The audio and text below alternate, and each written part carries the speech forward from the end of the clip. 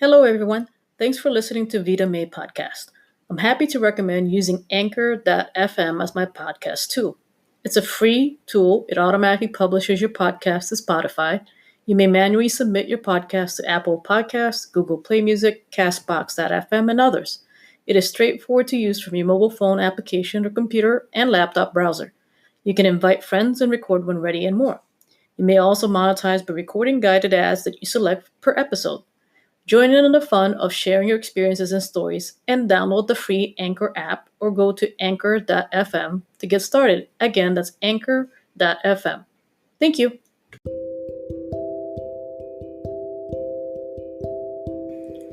Welcome to Vita May. The topic today is about bad bosses and toxic work cultural environments. I'm saddened to see and hear that there are more harmful behavioral patterns in the workplace. From personal experience, I keep hearing about bad managers and team morale is very low. Too many are expressing that they are stuck or feeling powerless to make a change for the better. Let's discuss how to identify toxic work environments. Is your boss or coworker yelling at you and others often?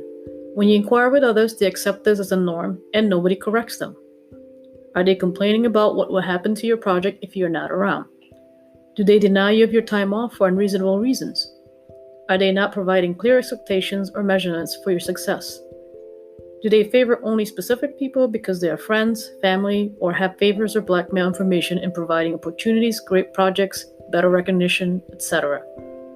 Are you publicly embarrassed or shamed in a meeting for your inadequacies? Do they give you projects or tasks without any mentorships or guidance, unclear expectations, and then expect you to fail? Are they practicing scare tactics and monitoring your whereabouts when going to HR when you need to make a valid complaint?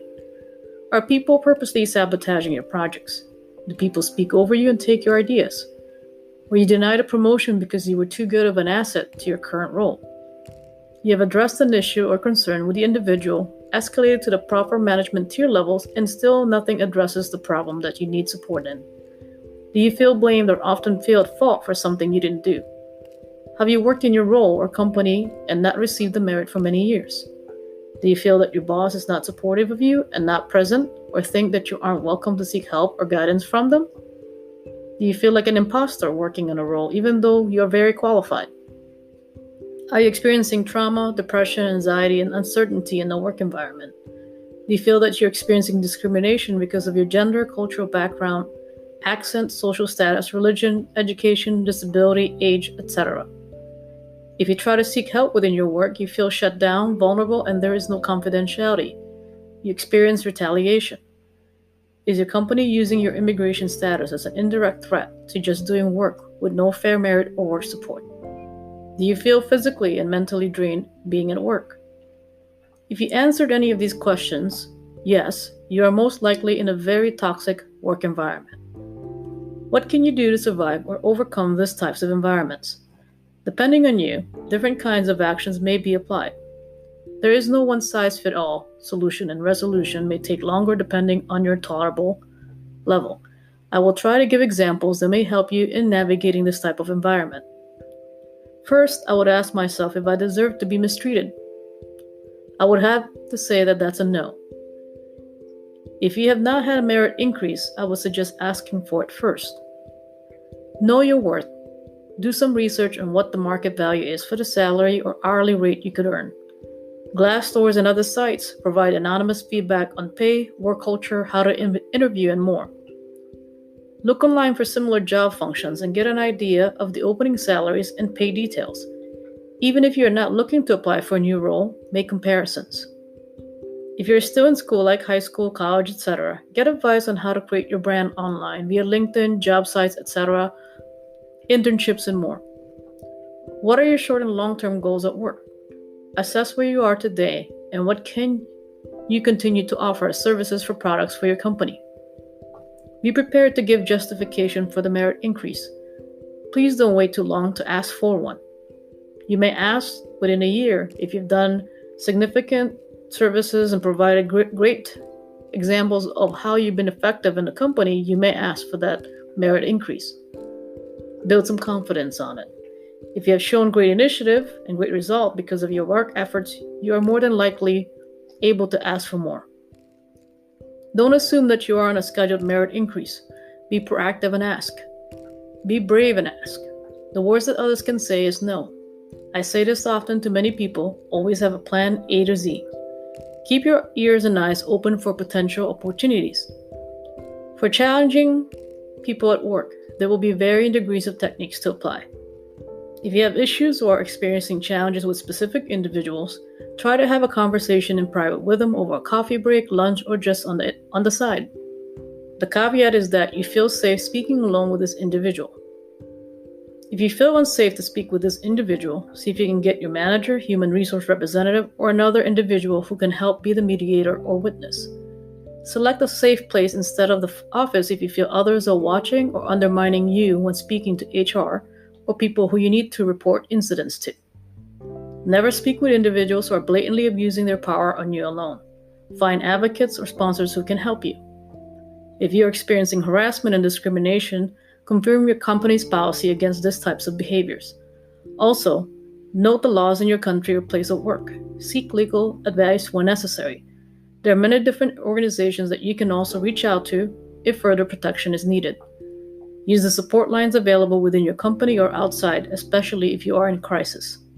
If you fear for your physical safety, call the police and safety agencies.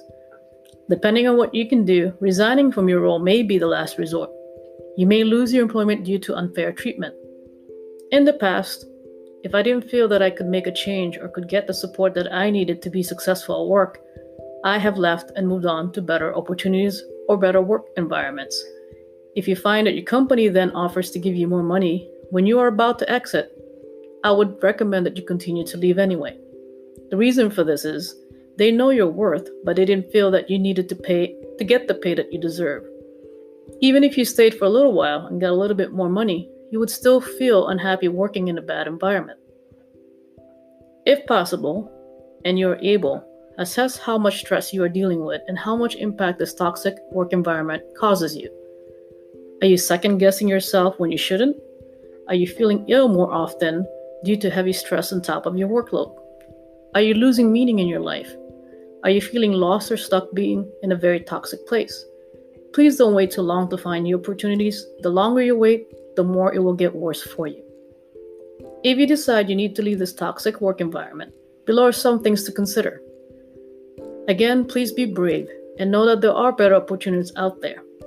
As you're dealing with the toxic environment, remain composed as best as you can and stay professional. Especially for women, if you emotionally break down, it is typically perceived as a sign of weakness when it's not. When people cry, it is because they are frustrated and powerless to improve their situation.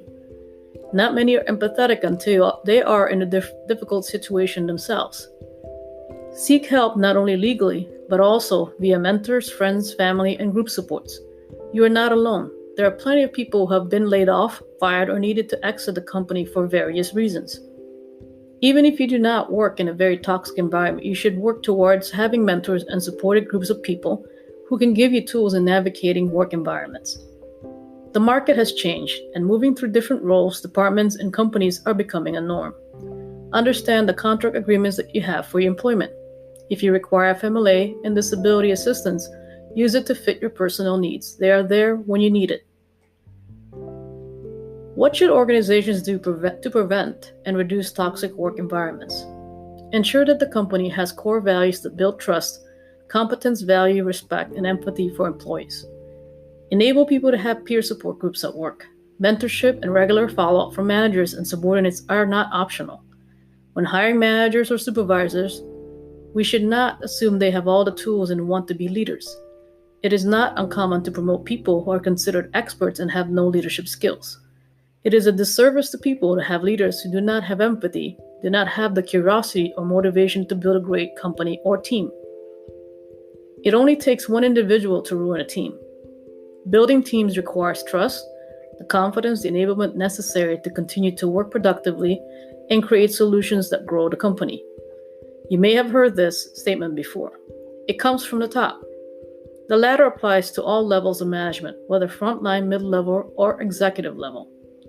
I can give you many examples, but one of my favorites is when I designed and deployed phone systems for a school district. Depending on the personality and composure of the principal, the front desk secretaries were either very cooperative, helpful, and happy versus very harmful, anxious, and stressed. At one of the schools I just parked, I heard a principal calling all the teachers for breakfast. He was serving food and such a genuinely cheery and happy principal. You can tell from all the teachers' expressions that they were content and excited to be in the school. The result of this was they had happier teachers and happier students. It makes sense. Understand that just as one individual can ruin a team, you are also able to inspire others by having people who genuinely want to help. Organizations should include them in their teams to create positive enablement initiatives. With so many diverse cultures and backgrounds, it is also essential to have diversity and inclusion leaders throughout the company. Companies need to have a variety of opinions, ideas, and voices to be able to create innovative solutions. Whether we realize it or not, we are a global economy that depends on many countries around the world to distribute, supply, products and solutions, and market services. Here are some takeaways. Nothing is permanent. Do not underestimate continuously learning and building your skills. To stay competitive in this dynamic market, we have to strive to grow, be innovative, and learn to enjoy life more to the fullest. There are always better opportunities available when you seek it. Take care of your health and well-being. Do things that make you happy, like meditating, singing, writing, reading, laughing at jokes or with other people, having hobbies, traveling, etc. If you find that you need time to break things down, go on many vacations over the weekend. Find more me time for yourself or commit an hour every night to assess your situation and see where you can go moving forward. Think about your dreams and what makes you tick. What makes you want to wake up or makes you very excited? Learn to let go of things and move on. We all change and grow to be the person we want to be through experience and years of effort. You deserve better. Nobody deserves to feel tortured, harassed, or threatened at work. If your gut feeling is telling you it is time for a change, then listen to that. I hope you found this podcast helpful. Looking forward to the next one. Thank you.